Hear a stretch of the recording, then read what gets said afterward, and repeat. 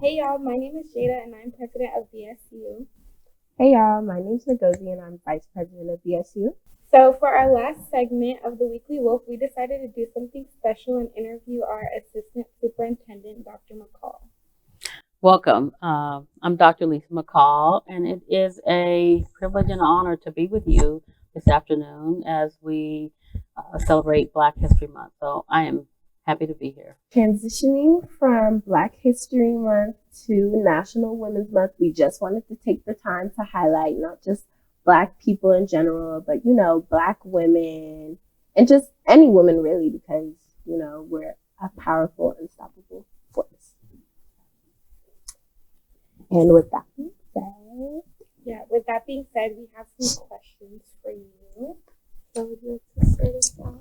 Okay, so our very first question is, what is your role as the assistant superintendent, and what has your journey been in becoming assistant superintendent? So first, my primary role is to assist our superintendent, Dr. Sue Ricky Smith, in achieving our overall district goals in academic and social emotional learning, pre-K to 12. And I also support our directors who also oversee different departments, as well as I support specifically all of the elementaries, and I oversee early learning. And so the part to that question, you said, what was my journey to get to this point? Well, first of all, I never thought in a million years that I would be an assistant superintendent. And the reason why, when I was in high school, there was a time that I dropped out and I had no aspirations to finish. I knew that I could go to college. My parents believed in me and always had that dream for me.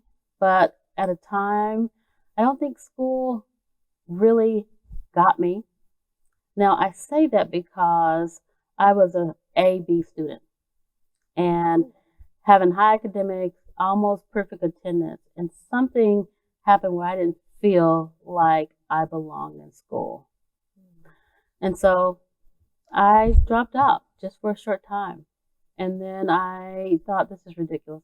I really like learning, and I know that it was important for me to get an education. And in fact, it was something that I promised my father before he passed away, that I would get a high school education.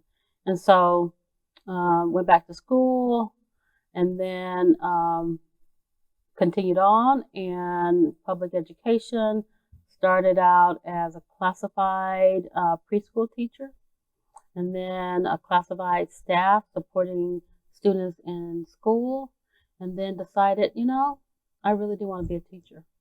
So I went back to be a teacher because I wanted my kids, who were young at the time, I wanted them to have a positive experience in schools, more so than what I had. And so I went back to get my teaching degree, started teaching, taught for over 6 years, and then didn't have any aspirations to be an administrator, but others saw in me what I didn't see in myself at the time. So I decided to, let me go and back to school to become an administrator.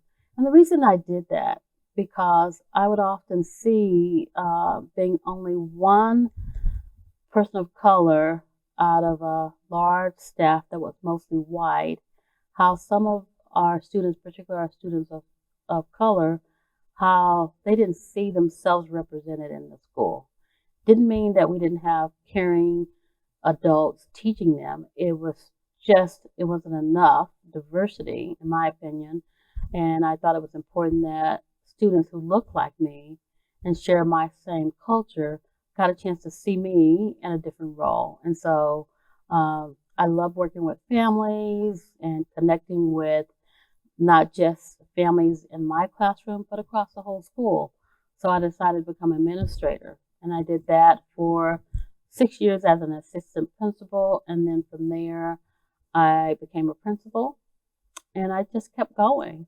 And so I wanted to have a broader impact as a collective we, meaning that I knew that I was the only one person and that I could not do this work alone, but I wanted to be a part of something bigger on a broader scale. So I applied for a position as a director that supports schools. And so I did that for 4 years. It's called a senior director, where I supported 17 different schools from pre-K to high school. Did that, and then along came the opportunity to become a assistant superintendent. So I took that opportunity. So I'm here now. Thank you for sharing that with us. Our next question is, what challenges and achievements have you experienced as the first Black superintendent in our district? Okay. When you put it that way, I didn't think about it when I applied for this position that I was the first Black assistant superintendent. But I can tell you, it has not gone unnoticed that in the state of Oregon, there are very few assistant superintendents and superintendents of color. And that group is less than 10 and mostly female.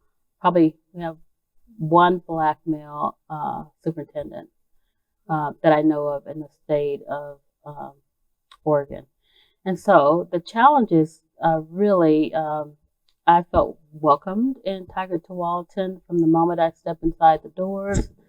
But the challenges come with do you belong here? And meaning when I say here is at the position level. When I looked across and I didn't see a lot of diversity in these roles as superintendents. And so, as with any transition, there comes challenges learning a new district and culture, getting to know, and then the pandemic hit. So that was really challenging. My first year is navigating a pandemic that none of us had experienced before, and I think that's been the biggest challenge. Okay, and our third question is, what efforts has the district made or been involved with to foster multicultural understanding and cultural competence? What do you envision for the future? Okay, so prior to my being here, I know that there's been a lot of work that's happening in Tiger Tualatin around understanding culture and diversity, and some of the big things in the Department of Equity and Inclusion has really been to listening and learning from our constituents. What are their lived experience? And doing so in a way that it is collaborative. And what I mean by that is going out and listening to different students, staff, families, getting their perspective about what's working in our district, what are some challenges, and also what are some suggestions. And one of the other things that I really appreciate is using protocols to engage in difficult conversations, because we all bring our lived experiences, and it's important that we understand how we're going to talk to one another, how we're going to listen, and then what are the action steps that we're going to walk away with.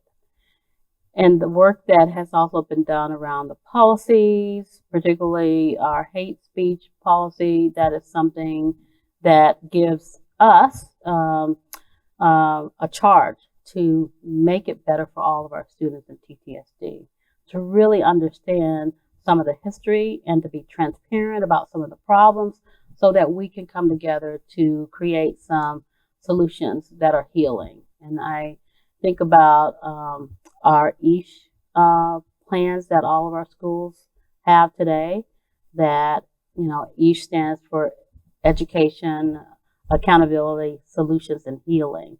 And so what that does is give school communities and teams opportunities to educate, hold each other accountable for whether it's hurt or hate speech, and then also to go further to provide some solutions and healing, because I think that the healing part is so critical when you think about educational system, our public educational system, that our outcomes have been disparate for some students, particularly our students of color, and whether it's academic and behavior. And the urgency is that things need to change for the better. And so I believe that that transparency and saying, we're on a journey, we're not where we want to be, but we're going to get there. But we need everybody. We need to acknowledge the things that are happening, listen to our students, like, what's been your experience? How do we make it better? You might not be able to take every imprint or negative thing that have happened to you away, but moving forward, we want to decrease those things so that you're not dropping out like me. And when I say that, I mean, again, we think about the indicators that what makes students successful, academics, being in class. And I had all that, but there was a disconnect. And we just want to make things better for our future. And our last question is, what brings you joy during Black History Month, and why should people celebrate and learn from it?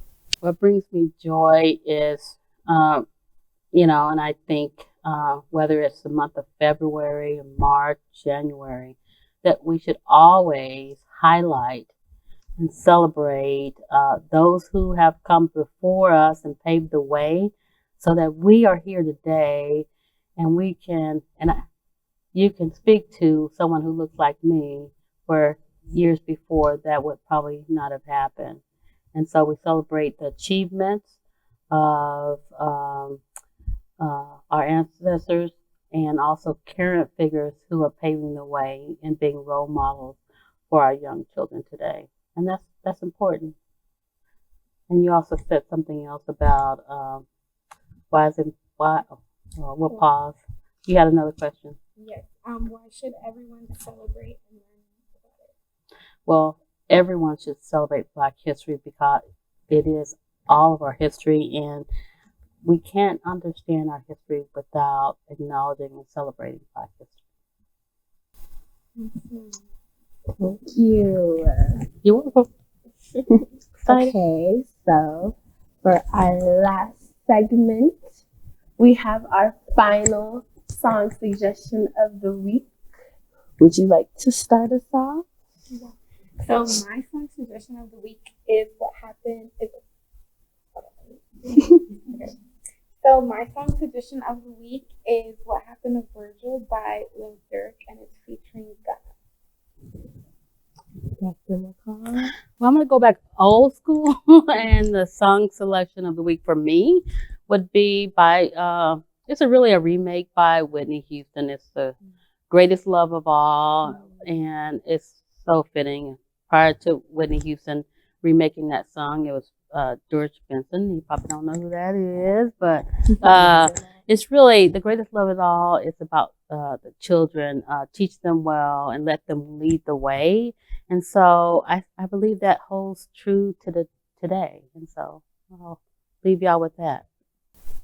Okay, and my song suggestion is Dark Fantasy by Kanye. And well, that wraps up our last weekly Wolf of the Month. We are very happy to hear that you guys enjoyed it, and we thank you all for the positive feedback, and we hope to do this again sometime soon. So yeah,